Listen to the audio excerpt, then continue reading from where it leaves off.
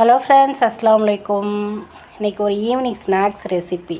என்னுடைய ஃப்ரெண்டு இதை எப்படி செஞ்சீங்க, ரெசிபி போடுங்கன்னு சொல்லி கேட்டதுனால அவங்களுக்காக திரும்ப ஒரு வாட்டி நம்ம ரெசிப்பியாக எடுத்திருக்கோம். ஒரு பவுல் எடுத்துக்கிட்டேன். இதில் 1 கப்பு கோதுமை மாவு, ஒரு அரை கப்பு ரவை, அப்புறம் நல்ல பழுத்த வாழைப்பழம். நான் இன்றைக்கி ஒரு பச்சை வாழைப்பழம் இருந்தது, அதை சேர்த்துருக்கேன். இப்போது இந்த இனிப்புக்கு சீனி சேர்த்துக்கலாம்.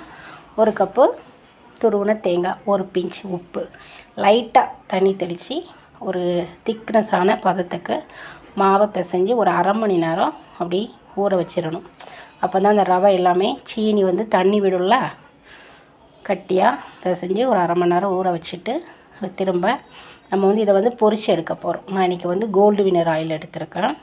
ஒரு கடாய் அடுப்பில் வச்சு கோல்டு வினர் ஆயில் நல்லா காஞ்சதுக்கப்புறம் சின்ன சின்ன கொஞ்சம் மாவு எடுத்து இப்படி சின்ன சின்ன பாலாக எண்ணெயில் போட்டு நல்லா பொன்னிறமாக ஆனதுக்கப்புறம் நல்லா திருப்பி போட்டு பொரித்து எடுத்திங்கன்னா ஒரு ஈஸியான ஸ்வீட் ரெசிபி.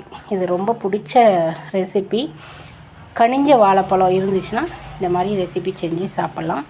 இப்போ நம்ம தேங்காய் பழம் சேர்த்துருக்கிறதுனால ஒரு 2 நாள் வச்சு சாப்பிட்லாம். ஓகேவா? இன்ஷா அல்லாஹ். வீடியோ பிடிச்சிருந்தால் ஒரு லைக் பண்ணி